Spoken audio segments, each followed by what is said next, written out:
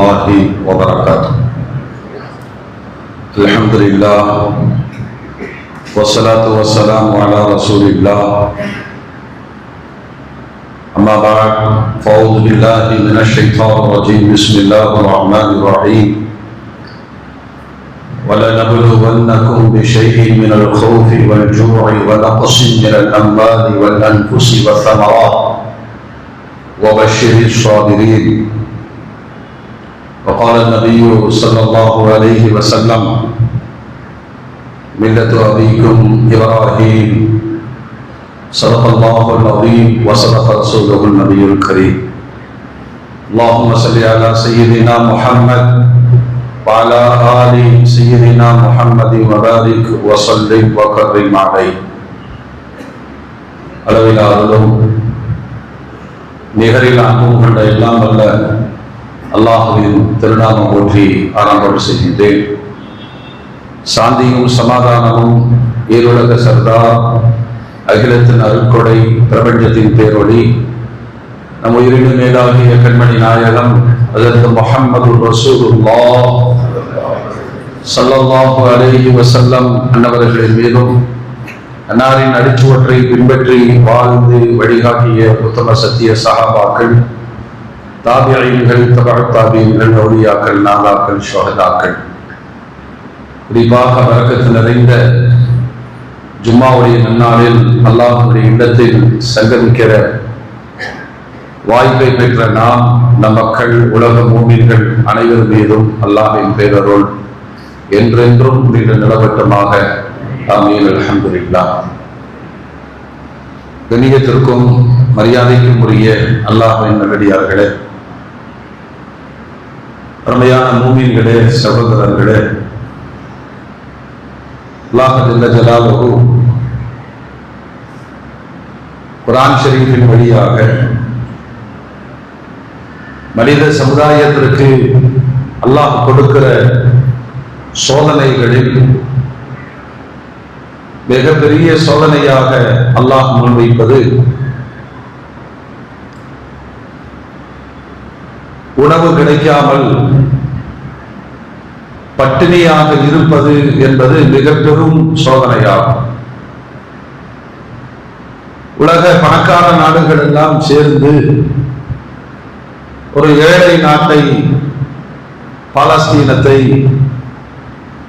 கஸாவின் மக்களை போரின் மூலமாக அவர்களை ஒழித்து கட்டியதோடு மட்டுமல்லாமல், அந்த போரின் விளைவாக 14,000க்கும் அதிகமான குழந்தைகள் உணவின்றி இறந்து கொண்டிருக்கிற கொடூரமான செய்திகள் உலகம் முழுவதும் மிகப்பெரிய சோகத்தை ஏற்படுத்தி இருக்கிறது. வல்ல ரப்புல் ஆலமீன் அந்நாட்டு மக்களுக்கும் அந்த குழந்தைகளுக்கும் உயிர் பாதுகாப்பை அல்லாஹ் வழங்குவாராக. அவர்கள் மீது திணிக்கப்பட்டிருக்கிற போரையும் பட்டினியையும் விலகி நல்வாழ்வு வாழ்வதற்கு அல்லாஹ் தௌஃபீக் செய்வானாக. கொடூரமான இந்த நடவடிக்கைகளை மேற்கொண்டிருக்கிற யூத நஸ்ரானிய சூழ்ச்சி சக்திகளை அடையாளம் இல்லாமல் அல்லாஹ் ஆக்குவானாக. ஒவ்வொரு நேர தொழுகையிலேயும் அந்த மக்களுக்காக தொடர்ந்து துஆ செய்ய வேண்டிய அவசியம் ஈமானிய சமூகத்திற்கு இருக்கிறது. ஒரே ஒரு நேரம் சாப்பிடுவதற்கு முன்பாக அந்த குழந்தைகளை நினைத்துக் கொண்டு ஒரு அரை மணி நேரம் நம் உணவை தள்ளி போட்டால் அந்த பசியின் வேதனையும் வலியும் துடிப்பும் உணர்வதற்கான ஒரு வாய்ப்பாவது ஏற்படும். அல்லாஹ் ஹிதாயத் செய்வானாக. புனிதமான துல்காதா மாதத்தின் கடைசி ஜும்மா, இஸ்லாமிய மாதங்களில் 12வது மாதம் ஆகிய துல்ஹஜ் பிறக்க இருக்கிற நேரத்தில் ஆண்டுக்கு ஒரு முறை ஒரு அற்புதமான மாதத்தை அல்லாஹ் இந்த சமூகத்திற்கு வழங்குகிறான். அந்த மாதத்தின் பெருமையும் தனி அந்தஸ்தும் எதுவென்று சொன்னால், எல்லா வணக்கங்களும் ஒரு மாதத்தில் சங்கமிக்கிறது என்று சொன்னால் அது துல்ஹஜ் மாதம் மட்டுமே. ஏனைய 11 மாதங்களில் கலிமா, தொழுகை, நோன்பு, ஜகாத்து எல்லாம் நிகழும். துல்ஹஜ் மாதம் மட்டுமே ஹஜ்ஜையும் உள்ளடக்கிய இஸ்லாமிய 5 கடமைகளை ஒருங்கிணைத்து இந்த உலகத்திற்கு தருகிற பேர் அற்புதத்தை அல்லாஹ் அந்த மாதத்தின் வழியாக உலகத்திற்கு தருகிறார். நபிகள் நாயகம் ஸல்லல்லாஹு அலைஹி வஸல்லம் இந்த ஹஜ் என்ற அமலை முறைப்படுத்தி தந்து அந்த பாக்கியம் உலகம் முழுவதற்கும் கிடைப்பதற்கான ஒரு 3 அமல்களை இந்த உலகத்திற்கு கற்றுத்தந்தார். ஒன்றாவது, ஒரு சாமானிய மனிதர் ஹாஜியாக மாறுகிற பெரும் வாய்ப்பு அரஃபாவுடைய மைதானத்தில் நிகழ்கிறது. வருடமெல்லாம் திறந்த வெளி மைதானமாக இருக்கிற அந்த பொட்டல் காடு துல்ஹஜ் பிறை 9ஆம் நாள் அன்று அங்கு வந்து தங்குகிற சாமானிய மனிதர்களை அல்லாஹ்விற்கு பிரியமானவர்களாக மாற்றி தருகிற அற்புதம் அரஃபாவுடைய நாள். ஹாஜிகள் அதை அங்கே அனுபவிக்கிற நேரத்தில் உலகத்தில் வாழ்கிற எல்லா மூமின்களும் அரஃபாவுடைய நோன்பை வைப்பதின் வழியாக அந்த நன்மையில் பங்கெடுக்கிறார்கள். ஒரு ஆண்டினுடைய பாவங்களை மன்னிக்கும் அந்த ஒரு நோன்பு என்று நபிகள் நாயகம் ஸல்லல்லாஹு அலைஹி வஸல்லம் கற்றுத்தந்தார். இரண்டாவது, ஏழைகளுக்கான ஒரு மனக்கவலை. பக்கத்து வீட்டுக்காரர் ஹஜ்ஜுக்கு போறாரு, எங்க மாமா ஹஜ்ஜுக்கு போறாரு, என்னோடு படித்தவர் ஹஜ்ஜுக்கு போகிறார், எனக்கான அந்த வாய்ப்பை அல்லாஹ் எப்பொழுது வழங்குவானோ அந்த ஏக்கத்தை தீர்ப்பதற்கு நபிகள் நாயகம் ஸல்லல்லாஹு அலைஹி வஸல்லம் சொன்னார்கள், ஒவ்வொரு ஜும்மாவும் ஏழைகளுக்கான ஹஜ் பெருநாள் என்று நபிகள் நாயகம் ஸல்லல்லாஹு அலைஹி வஸல்லம் அடையாளப்படுத்தினார். உலகம் முழுவதும் ஜும்மாவிற்கான மரியாதையை இந்த சமூகம் பெருமானாருடைய காலத்திலிருந்து விடாமல் கடைபிடித்து வருகிறது. ஹாஜிகள் ஹஜ்ஜை நிறைவேற்றுவதற்கு ஆண்டுக்கு ஒரு முறை அந்த மைதானத்திற்கு புறப்பட்டு செல்ல வேண்டும். ஆனால் ஏழைகளுக்கு வாராவாரம் ஹஜ் தேடி வருகிறது. அல் ஜும்அத்து ஹஜ்ஜுல் ஃபுகராஇ வல் மசாகீன், ஏழை எளியோர்களுக்கான ஹஜ் என்று நபிகள் நாயகம் ஸல்லல்லாஹு அலைஹி வஸல்லம் குறிப்பிட்டார். மூன்றாவது, ஹாஜிகள் தங்களுடைய அமல்களில் அல்லாஹ்வினால் கடமையாக்கப்பட்ட ஒரு அமலை, ஒரு வாஜிபை குர்பானின் வழியே நிறைவேற்றுவார்கள். பெருநாள் என்று துல்ஹஜ் பிறை 10ஆம் நாள் அவர்கள் கொண்டு போகிற பிராணிகளோ அல்லது அங்கு இருந்து விலக்கி வாங்குகிற பிராணிகளோ, லட்சக்கணக்கான ஹாஜிகள் ஒரே நாளில் அல்லாஹ்விற்காக அறுத்து பலி கொடுக்கிற அந்த அமல் உலகம் முழுவதும் வியாபிக்க வேண்டும் என்பதற்காக உலக மூமின்கள் அந்த பெருநாள் என்று முதல் கடமையாக வசதி படைத்தவர்கள் குர்பான் கொடுக்கட்டும். ஹாஜிகளோடு இந்த 3 விஷயங்களில் உலக ஈமானிய சமூகம் பங்கெடுக்கிறது.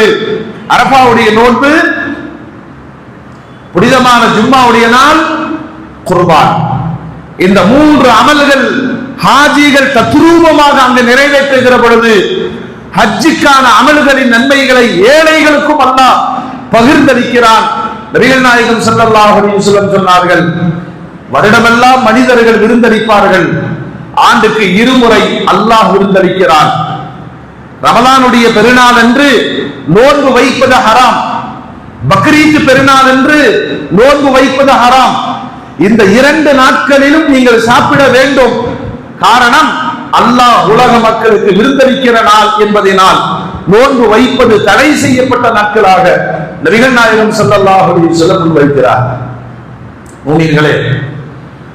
மூமின்களே, அந்த புனிதமான துல்ஹஜ் மாதம் வருவதற்கு முன்பு நம்மை ஆயத்தப்படுத்திக் கொள்ள வேண்டும்.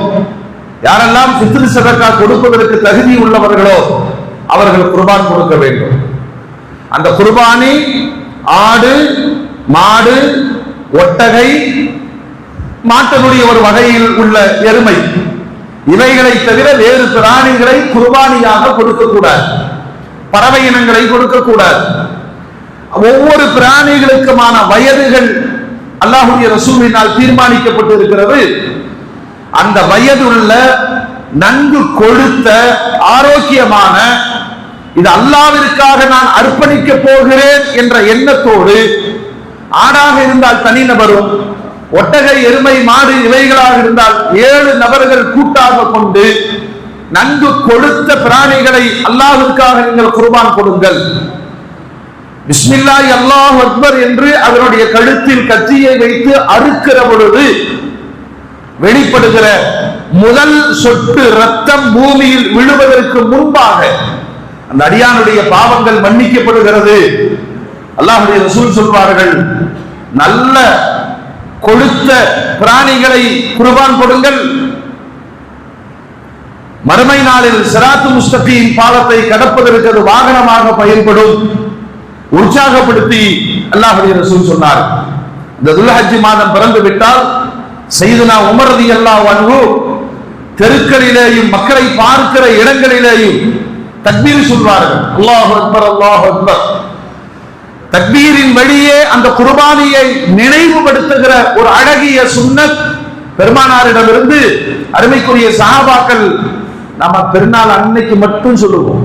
துல்ஹஜ் பிறை 1 இருந்து பார்க்கிற மனிதர்கள், குர்பானி பிராணிகள், இவைகளை மக்களை சந்திப்பவர்களிடம் எல்லாம் தக்பீர் மொழிவதின் வழியே இந்த குர்பானியின் தியாகத்தை நினைவுபடுத்த வேண்டும் என்று சையதுனா உமர் ரலியல்லாஹு அன்ஹு அடையாளப்படுத்தினார். மோமின்களே, இந்த வணக்கங்கள் அனைத்திற்கும் பின்னால், இந்த வணக்கங்கள் அனைத்திற்கும் பின்னால் வழிகாட்டியாக நிற்பது நபிகள் இப்ராஹிம் அலைஹிஸ்ஸலாம். உலகத்துல குர்ஆனுடைய வரலாற்றில் அதிகம் பேசப்பட்டவர்கள் மூசா அலைஹிஸ்ஸலாம். குர்ஆன்ல அதிகமா நீங்க தேடி பார்த்தீங்கன்னா மூசாங்கிற திருநாமமும் அவருடைய வரலாறுகளும் தொடர்ந்து வந்து கொண்டிருக்கும்.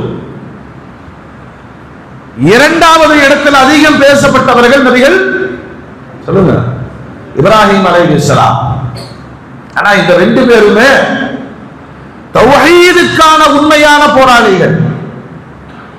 குர்ஆன் அல்லாஹ் சொல்வான், ஒற்றை மனிதராய் வணக்கத்திற்குரியவன் அல்லாஹ் என்ற இந்த ஒரு வார்த்தைக்காக களமாடி உலகம் முழுவதும் ஒரு பெரும் ஈமானிய சமூகத்தினுடைய தலைவராக, நமக்கு மட்டுமல்ல, யூதர்களும் ஆபிரகாமை போற்றுகிறார்கள், கிறிஸ்தவர்களும் ஆபிரகாமை தலைவர் என்று சொல்லுகிறார்கள். ஈமானிய சமூகமும் எங்களுடைய தந்தை எங்களுடைய மார்க்கத்தை உருவாக்கியவர், அவருடைய மார்க்கத்தையே நாங்கள் பின்பற்றுகிறோம் என்று சொல்லுகிற அளவுக்கு உலகின் முப்பெரும் சமுதாயத்தினுடைய தலைவராக நபிகள் இப்ராஹிம் அலைஹிஸ்ஸலாம் இருப்பதை குர்ஆன் கோடிட்டு காண்பிக்கிறது. நிறைய இடங்களில் இப்ராஹிம் அலைஹிஸ்ஸலாத்துடைய வரலாற்றை அல்லாஹ் முன்வைத்துக் கொண்டே இருக்கிறான். கியாம நாள் வரைக்கும் நீங்கள் செய்கிற ஒவ்வொரு அமலுக்குமான பின்னணி காரணி நபிகள் இப்ராஹிம் அலைஹிஸ்ஸலாம். ஹஜ்ஜுக்கு போறாங்க, பெரிய இபாதத்திற்கு பின்னால் அவர்களுடைய ஒவ்வொரு நடவடிக்கையும் இப்ராஹிம் அலைஹிஸ்ஸலாத்தை வெளிப்படுத்தும் அமலாகத்தான் இருக்கும். அதனால இப்ராஹிம் அலைஹிஸ்ஸலாத்தினுடைய மிகப்பெரிய ஒரு குணம் ஒரு சமூகத்தையே இயக்கி இருப்பதை அல்லாஹ் குர்ஆனிலே அடையாளப்படுத்துவான். மிகச் சிறந்த விருந்தோம்பலுக்கு சொந்தக்காரர் இப்ராஹிம் அலைஹிஸ்ஸலாம். ஒரு நாள் கூட விருந்தாளி இல்லாம சாப்பிட மாட்டாங்க. ஏன்னா உணவு அதற்கான மரியாதை என்பதை பொதுவா நாமெல்லாம் விருந்தாளிக்கு வர்றாங்கன்னா அடுத்த என்ன செலவு வந்துருச்சு கிடைக்கும். விருந்தாளிகளை அனுப்பி வைப்பவன் அல்லாஹ்.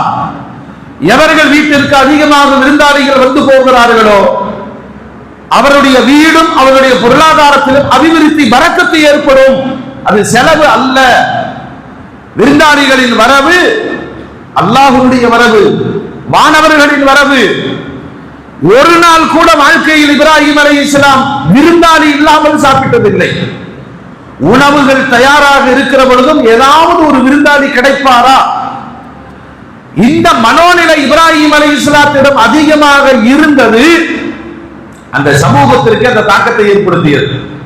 மகன் இஸ்மாயில் அலைஹிஸ்ஸலாம் வழித்தோன்றலாக நபிகள் நாயகம் ஸல்லல்லாஹு அலைஹி வஸல்லம் இல்லையா, பெருமானாரிடம் அதிகம் கேட்கப்பட்ட கேள்விகளும் அதற்கான பதில்களும். நபிகிட்ட வந்து கேட்கிறாங்க, ஐயுல் இஸ்லாமி அஃதல். நிறைய கேள்விகள் பெருமானாரிடம் முன்வைக்கப்பட்டிருக்கிறது. இஸ்லாத்துல ரொம்ப சிறந்தது எது? பல கட்டங்களில் கேட்டவரின் கேள்விக்கு தகுந்த பதில் சொல்லி இருக்கிறார்கள் பெருமானார். ஆனால் அதிகபட்சமாக சொன்ன வார்த்தை என்ன தெரியுமா? இத்ஆமுத் தஆம். நாயகமே, இஸ்லாத்தில் மிக சிறந்தது எது? அல்லாஹ்வுடைய ரசூல் சொல்வார்கள், பசித்தவர்களுக்கு உணவளிப்பது. இது அரபு சமூகத்தையே கட்டி போட்ட ஒரு நாகரிகமாக இருந்தது.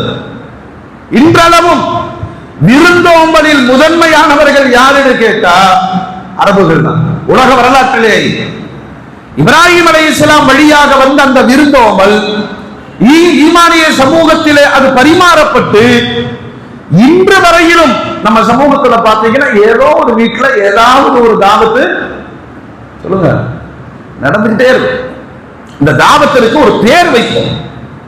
அல்லாஹ்வுடைய ரசூல் முறைப்படுத்தி நமக்கு கற்றுத் தந்திருக்கிறார்கள்.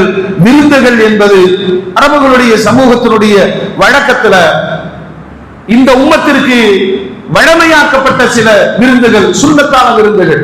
அதுல முதன்மையானது எதுன்னு பாத்தீங்கன்னா வலிமா விருந்து. கல்யாணம் சார்ந்த விருந்துகளில் இபாதத்தாக பெயர் பெற்ற ஒரே விருந்து சொல்லுங்க. நாம அதிகமா வலிமால பங்கெடுக்கிறோமா, கல்யாண சோத்துல பங்கெடுக்கிறோமா? அது இல்ல, இது இருக்கு.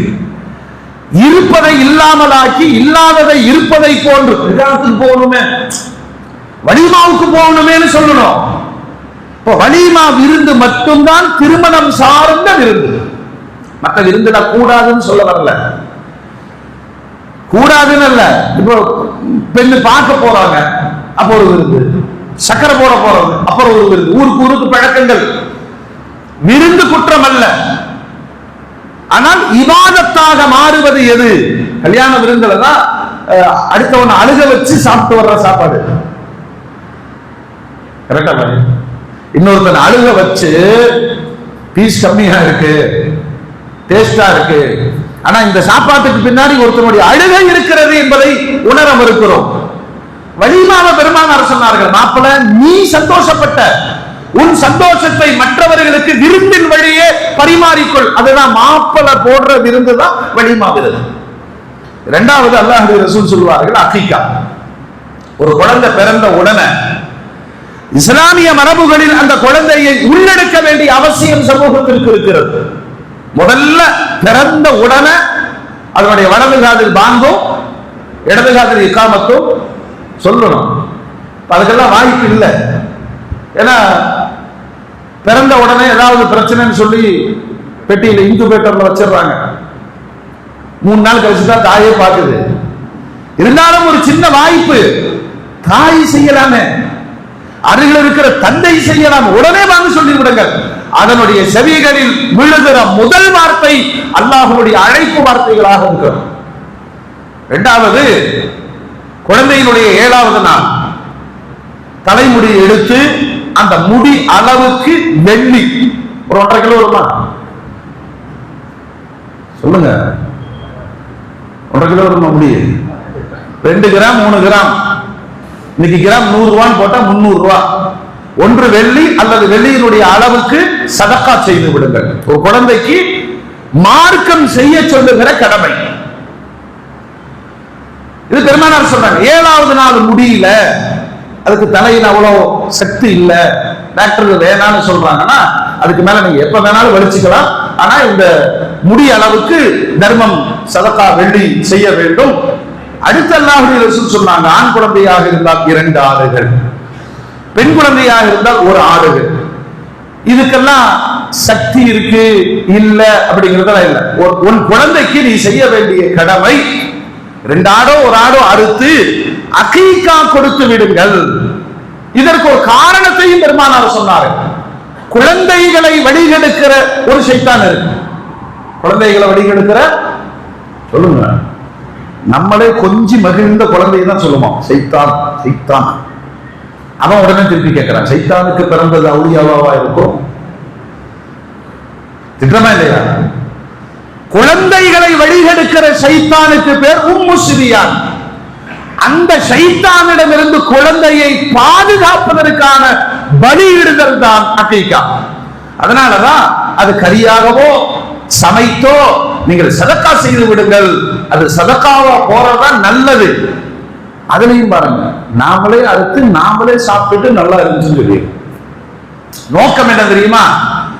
ஏதாவது ஒரு வழியாக ஏழைகள் பசியாரப்பட வேண்டும், அதுதான் நோக்கம். ஏதாவது ஒரு வழியாக இப்ராஹிம் அலைஹிஸ்ஸலாம் ஏற்படுத்திய விருந்தோம்பலில் இந்த வழிவகையாக பெருமானார் திட்டமிட்டு நமக்கு சொல்லித் தருகிறார்கள். வலிமா போடுங்க, இபாதத் அது, அகீகா கொடுங்கள்.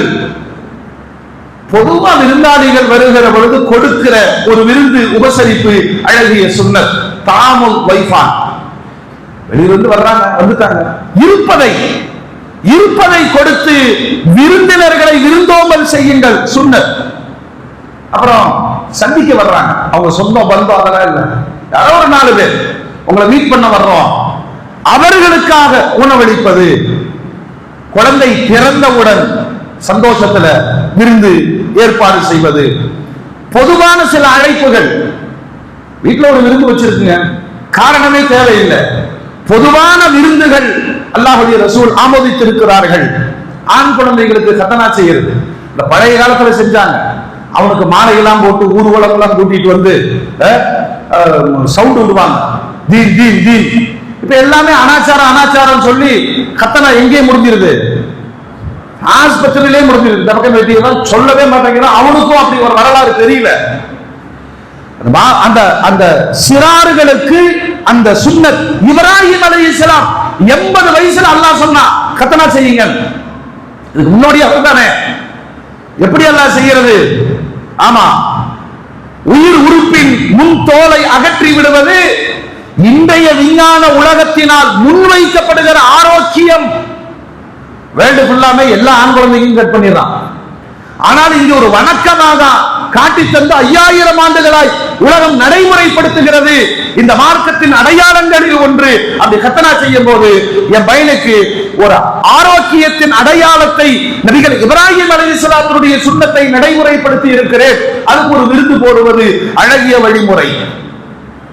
அப்புறம் மௌத்தான வீடுகளுக்கும் சில வேதனைக்குரிய நிகழ்வுகளுக்கு பிறகு அப்படியும் மௌத்து விசாரிக்க வருவாங்கல்ல, சொல்லுங்க, மௌத்து விசாரிக்க வருவாங்க. அவர்களுக்கென்று துக்க விருந்துகளும் மார்க்கத்தில் உண்டு.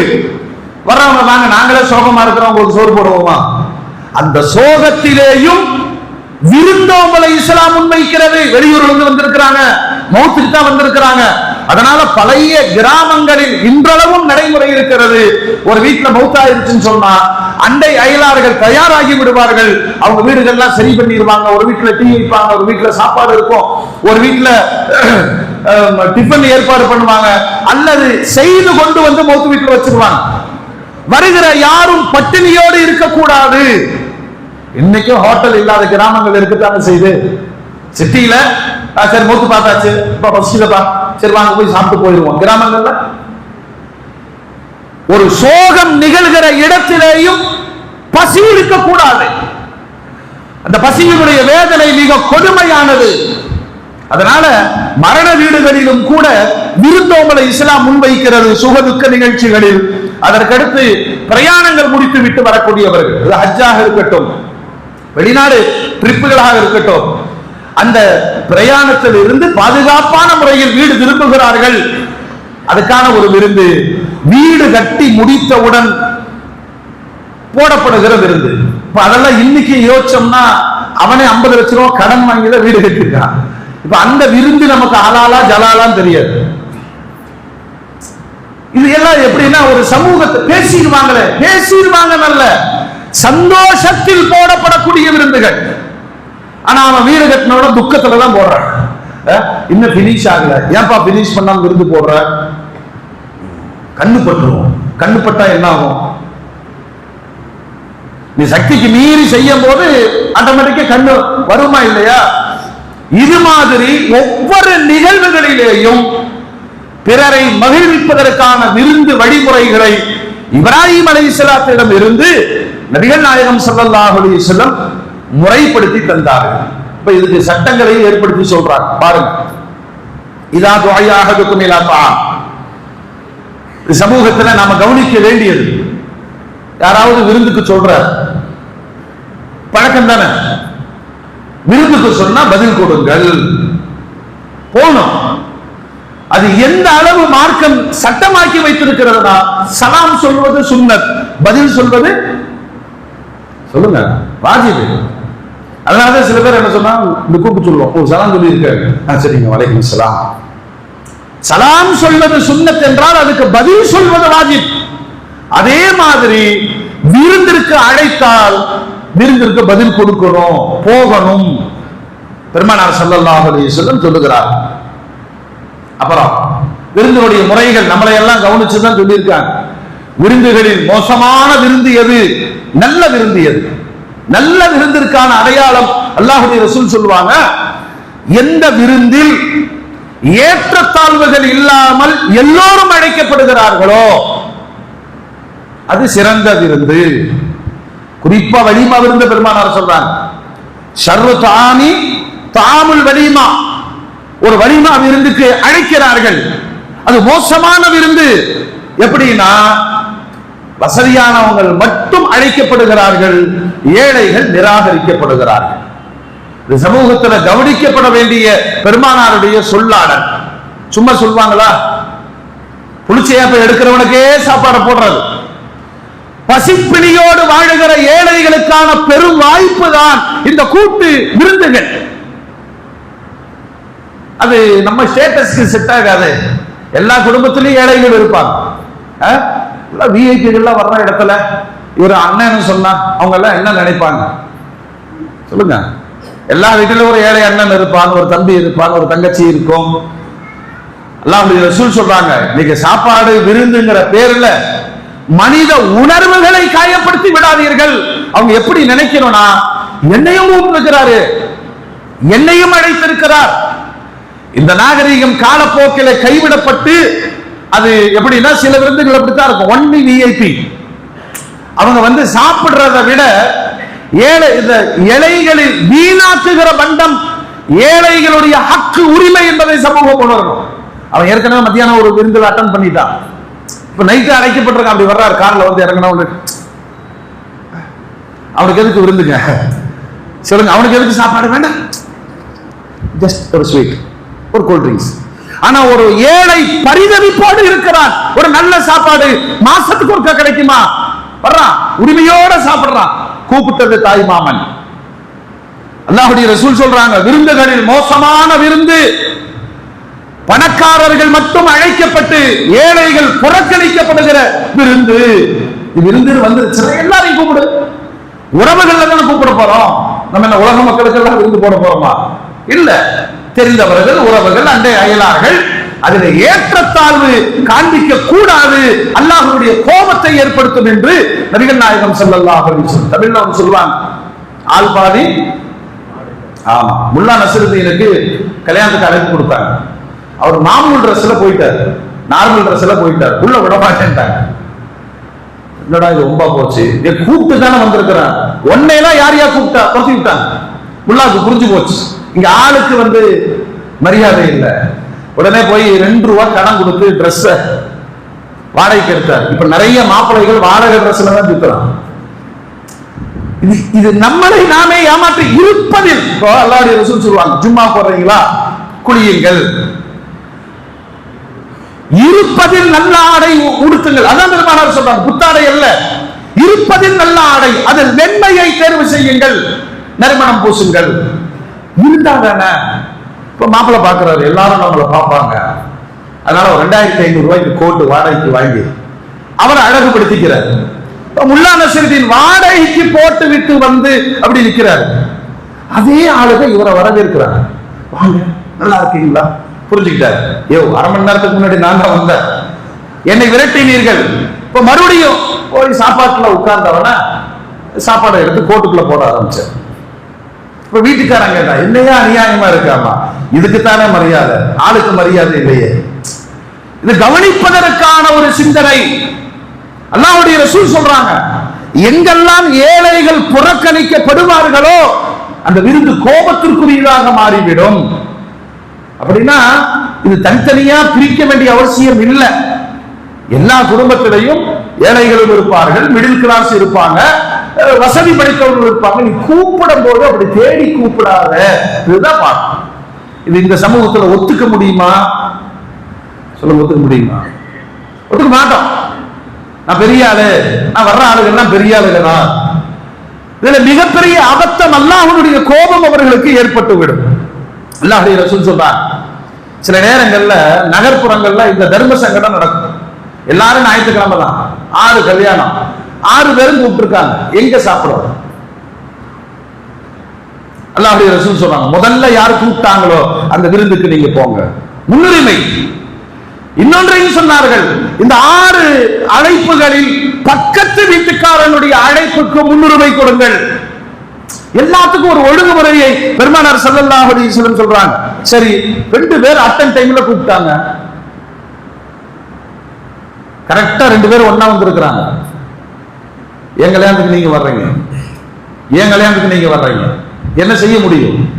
நபிகள் நாயகம் ஸல்லல்லாஹு அலைஹி வஸல்லம் சொல்வார்கள், அவங்கள 2 பேர் யாரு? பக்கத்து வீடுன்னு பாரு, உறவுக்காரன்னு பாரு. இந்த உறவுக்கு முன்னுரிமை கொடு, இல்ல ஒரு 3வது ஆளு அப்படின்னு சொன்னா பக்கத்து வீட்டுக்காரனுக்கு முன்னுரிமை கொடு. ஒரு விருந்துக்கு பதில் அளிப்பதில் கூட நிராகரிக்க கூடாது என்று பெருமானார் சொன்னாங்க.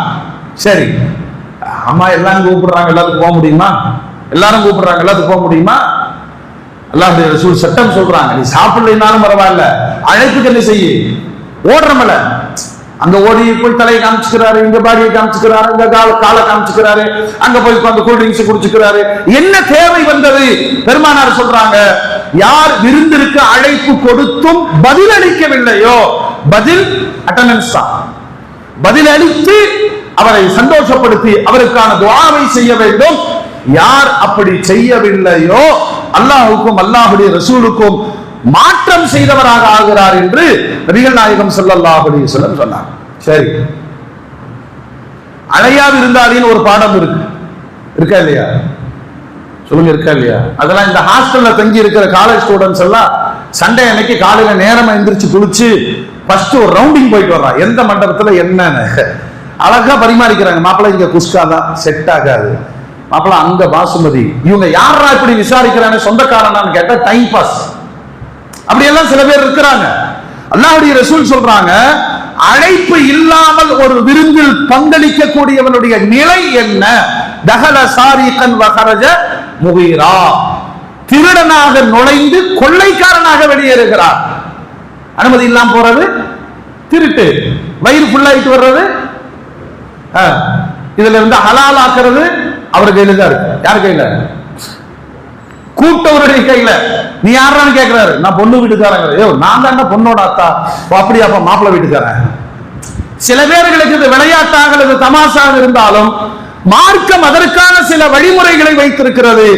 அழையா விருந்தாளிகளாக செல்லாதீர்கள். அதனுடைய குற்றம் என்னன்னா, திருடனாக நுழைந்து கொள்ளைக்காரனாக வெளியேறுகிறார் என்று நபிகள் நாயகம் ஸல்லல்லாஹு அலைஹி வஸல்லம் சொன்னார். சரி, இன்னொரு விருந்து நமக்கு நல்லா தெரியுது. சில பெரிய பெரிய அரசியல்வாதிகளும் இந்த மாதிரி இந்தியாவுடைய மிக பிரபலமான பணக்காரர்கள் சில விருந்து வச்சா மீடியா எல்லாம் பேசும்.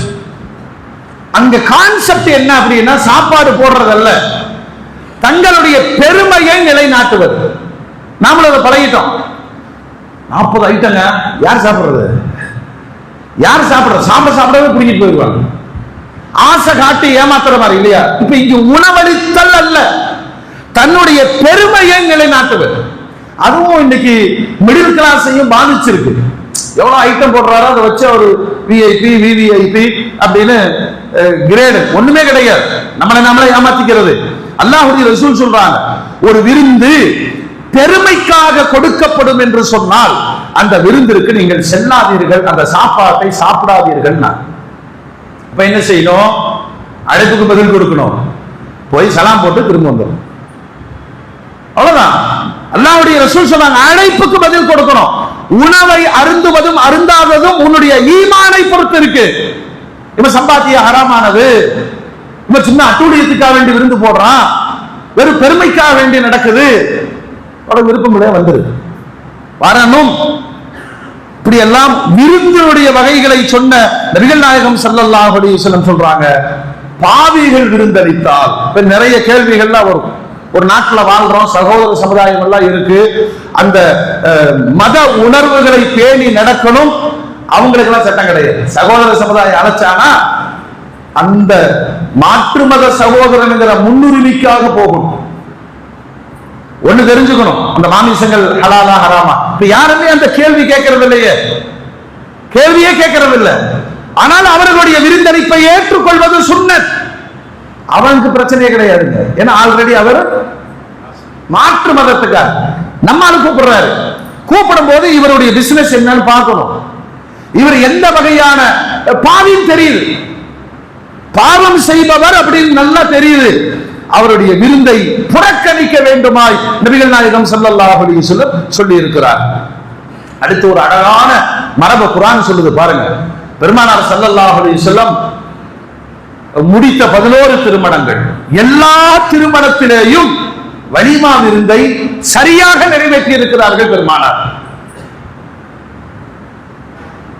மோசமான சூழ்நிலைகளிலேயும் கூட. அப்ப என்னன்னா தாவத்து தான் வைக்கணும். அது எப்படி வைக்கணும்னு அல்லாஹ்வுடைய ரசூல் சொல்லல. பேரித்தமிழம் கொடுத்து ஒரு பால் குவளை கொடுத்தாலும் அது என்னதான் விருந்துதான். அவரவர்களுடைய சக்திக்கு ஏற்ப விருந்தளித்தல். இதுல குர்ஆன்ல அல்லாஹ் ஒன்று சொல்றான், வலிமா விருந்துக்கு சஹாபாக்கள்லாம் வந்துட்டாங்க, வந்து உட்கார்ந்து நபிகிட்ட பேசிட்டே இருக்கிறார். பெருமானாரிடம் பேசுவது அவர்களுக்கு மிக சந்தோஷம், பேசிட்டே இருக்கிறாங்க. ஆனா அல்லாஹ்வுடைய ரசூலுடைய மனநிலை என்னன்னா, சீக்கிரம் போனாங்கன்னா பீவிட்ட பேசலாம். அதானே சொல்லுங்க, கல்யாணத்து அன்னைக்கு புது மாப்பிள்ளையை கடத்திட்டு வந்து வவுசி பார்க்கல உட்கார வச்சிருந்தா அவன் மனநிலை என்னவா இருக்கும்? அன்னைக்கு ஃப்ரெண்ட்ஷிப்பை காமிக்க கூடாது, விட்டுறணும். ரொம்ப சங்கடம். எப்படி சாப்பிட்டவங்களை போக சொல்றது? குர்ஆன்ல அல்லாஹ் சொல்றான், நபி வைக்கப்படுவார், அல்லாஹ் வைக்கப்பட மாட்டான். விருந்திற்கு அழைத்தால் வாங்க சாப்பிடுங்க, கிளம்பி போயிட்டே இருங்க. இதுல சில தவறான நடவடிக்கைகளை பெருமானார் எவ்வளவு அழகா சொல்லி கொடுக்கிறாங்க பாருங்க. விருந்திற்கு அழைத்தால் இருக்கிறத சாப்பிட்டுங்க, பேசாம இல்லாததை கேட்காதீர்கள். இது விருந்தா இருந்தாலும் சரி, வீடா இருந்தாலும் சரி, மண்டபமா இருந்தாலும் சரி. எவ்வளவு தர்ம சங்கடம் தெரியுமா சாப்பிட்டு இருக்கிறாரு. அவங்க மொத்த பிளான்ல என்னன்னா தால்ச்சா வைக்கல, பிரியாணி, தயிர் சட்னி, அப்புறம் அவர் திறந்தாங்க கட்டா வச்சுட்டாங்க. தால்ச்சா கொண்டாங்கிறாரு. என்ன ஆகும் சொல்லுங்க? என்ன ஆகும்? ஒரு அவமானத்தை எங்கே ஏற்படுத்தும். அவர் வைக்கல, வீட்டுக்கு வர்றாங்க, அவசர அவசரமா 4 பேர் சாப்பிடுங்க அப்படின்னு ரசம் இருக்கிறதுல எடுத்து வச்சோம்னா மோர் குழம்பு இல்லையா? பெருமானார் சொல்லுகிறார்கள், விருந்திற்கு அழைத்து எதை தருகிறார்களோ அதை சாப்பிட்டுக் கொள்ளுங்கள், எதை குடிக்க கொடுக்கிறார்களோ. சில பேர் தப்புன்னு வந்து உட்கார்ந்தவனா வித்தவுட் ஒரு பால், நம்ம அப்படி பார்க்க எங்க போறது? பாலே இல்ல, அதுல வித்தவுட்டுக்கு எங்க போறது? இவருக்கு வந்துட்டு ஒரு லெமன் கட்டஞ்சாயா, லெமன் இல்ல. தர்ம சங்கடங்களை உருவாக்காதீர்கள். விருந்துகளுடைய மரபுகளில் மனிதர்கள் படிக்க வேண்டிய பாடத்தை பெருமானார் சொன்னார்கள். எங்காவது விருந்திற்கு அழைக்கப்பட்டால் கொடுப்பதை அருந்துங்கள், சாப்பிடுங்கள்.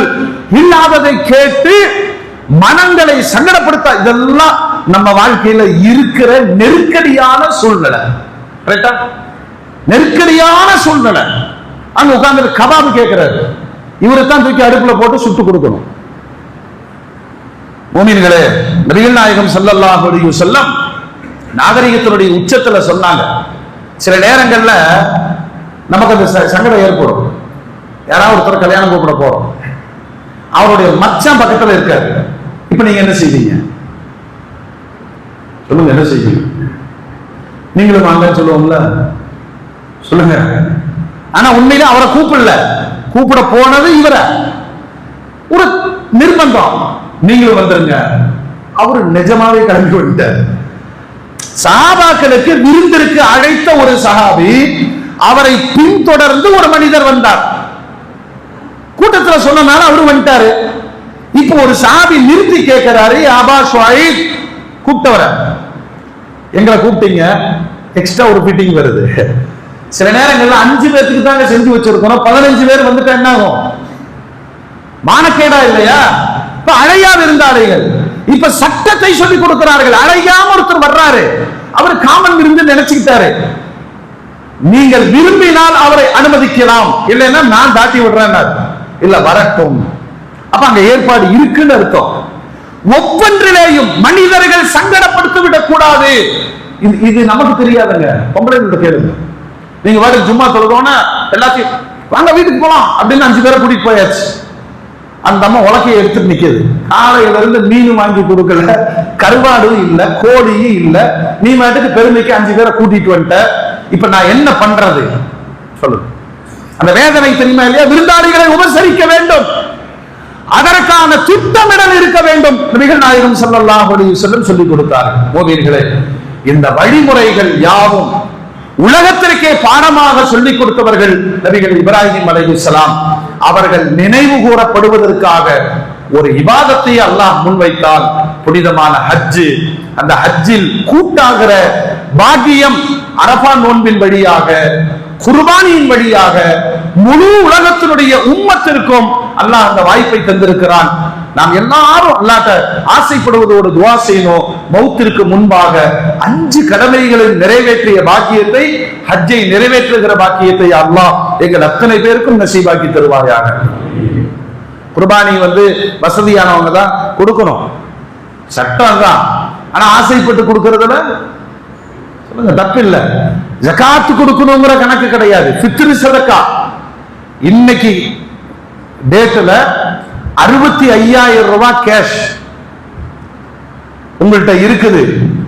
வரவு செலவு கணக்கு கடன் போக அது இல்லைன்னு ஒருத்தர் சொல்ல முடியுமா? அவருக்கு குர்பானி கடமையாகி விடுகிறது. 625 கிராம் வெள்ளியினுடைய அளவு பொருளாதாரம் யாரிடம் இருக்கிறதோ அவர் குர்பானி கொடுப்பதற்கு சக்தி படைத்தவர். அதுவும் இல்லாதவர் தான் ஏழை, அவர் வாங்குவதற்கு அனுமதிக்கப்பட்டவர்.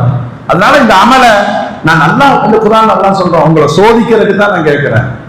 நீங்க கொடுக்கிற ஆடு, மாடு, ஒட்டகம், அதனுடைய இறைச்சி, அதனுடைய ரத்தம், இது எதுவுமே அல்லாஹ்ட்ட போய் சேராது. அந்த காலத்துல என்ன செஞ்சாங்கன்னா, பிராணிகளை எடுத்துட்டு காபாவுக்கு முன்னாடி நிறுத்தி ஓஞ்சி வெட்டுவான். ரத்தம் காபாவின் மேல் பட்டு விட்டால் சந்தோஷப்படுவான். ஏன் குர்பானி அல்லாஹ் ஏத்துக்கிட்டான். தோலை தூக்கி காபா மேல போட்டுருவாங்க. அல்லாஹ்வுடைய ரசூல் இந்த மூடத்தனமான பழக்க வழக்கங்களை எல்லாம் மாத்தி சொன்னாங்க. அறுக்கிற ஆட்டு மாட்டை நீயே சாப்பிட்டுக்கணும். தோல் அந்த ஆடு மாடுக்கு பயன்பட்டதை எல்லாம் சதக்கா பண்ணிரு. உன்னோடு உறவுகளையும் சேர்த்துக்கொள், ஏழைகளையும் சேர்த்துக்கொள் அப்படின்னு நீங்களே சாப்பிட்டுங்க. ஆனா உங்கள் எண்ணத்தை அல்லாஹ் பரிசோதிக்கிறான். எனக்காக குர்பான் கொடுன்னு சொன்னா இவன் காசு எடுக்கிறானா? தயவு செஞ்சு நீங்க பாருங்க, எண்ணம் தான் வாழ்வு. முன்னாடியே 10 நாளைக்கு முன்னாடி வாங்கி வச்சு அந்த ஆட்டை பார்த்து அல்லாஹ் அக்பர் அல்லாஹ் அக்பர் சொல்லி அதை பலத்து பாசத்தை காட்டி பெருநாள் தொழுத உடனே அறுக்க போகும்போது இருக்கிற ஒரு ஈமானிய இன்பம் அதை அனுபவிக்கிறது. இது வாங்க போகும்போதே மாப்பிள்ள 2500 ரூபாய்க்கு ஒரு ஆட்டை பாரு, அது சக்கராத்துல இருக்கும்.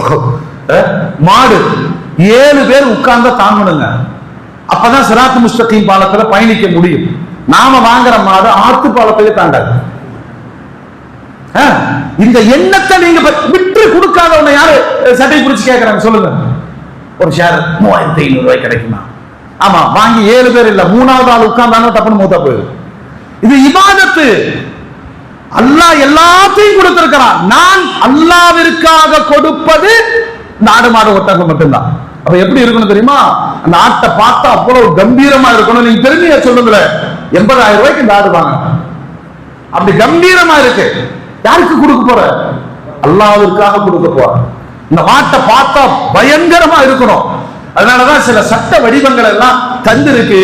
அதுல துல்ஹஜ் மாதம் தொடங்குவதற்கு முன்பாக நல்ல குர்பானி பிராணிகளை வாங்கி வைத்து தக்பீர் சொல்லி நான் அல்லாஹ்வுக்காக அறுக்க போகிறேன் அப்படிங்கிற உணர்வுகளை மேலோங்கணும். மனைவி மக்கள், இதெல்லாம் அந்த கற்பனைக்கு வரணும். தான் பெற்று வளர்த்து ஆளாக்கி அல்லாஹ் சொன்னாங்கிறதுக்காக சொந்த மகனையே அறுக்க துணிந்தார்கள் இப்ராஹிம் அலைஹிஸ்ஸலாம். அல்லாஹ் நம்மகிட்ட அதை கேட்கல, ஆட்டத்தான் கேட்கிறான். நம்ம ஈமான பரிசோதிக்கலாம். தந்தை இப்ராஹிம் அதுல ஜெயிச்சாரு, நாமளும் ஜெயிக்கணும். உணர்வுகளால் நீங்கள் அல்லாஹ்வின் அடிமைகளாக வாழ வேண்டும். அதற்கான ஒரு பெரும் வரவுதான் புனிதமான துல்ஹஜ் மாதம். அத இபாதத்து ரீதியாக வரவேற்று அதனுடைய அமல்களை நாம் முறையாக செய்வதற்கு அல்லாஹ் தௌஃபீக் செய்வானாக. மீண்டும் ஒரு முறை ஞாபகப்படுத்தி நிறைவு செய்கிறேன். உலகத்தில் ஆக கொடூரமான சோதனை எதுன்னு சொன்னா பட்டினி, பிணி. அது பிணின்னு தான் வச்சிருக்கிறான். யாராக இருந்தாலும் தாங்க முடியாது இல்லையா? காசாவின் மக்கள், பாலஸ்தீன மக்கள் தொடர்ந்து வஞ்சிக்கப்பட்டு அந்த குழந்தைகள் இன்றைக்கு உணவில்லாமல் உயிரை விடுகிற சோகம் உலகத்தை அதிர செய்திருக்கிறது. இவ்வளவு கொடூரமான மிருகங்களாக இந்த யூதர்களும் நஸ்ரானிகளும் இருக்கிறார்கள் என்பதை உலகம் உணரணும். இன்னைக்கு கோர்ட்ல வக்ஃப் சம்பந்தமான ஆர்குமெண்ட் போயிட்டு இருக்கு. அல்லாஹ் காபிர்களின் வழியாகவே பேச வைக்கிறான். வக்ஃப் அப்படிங்கிறது முஸ்லிம்களுக்கு மட்டுமல்ல, உலகத்திற்கே தேவையானது என்று கபில் சிபில் பேசிட்டு இருக்கிறார்.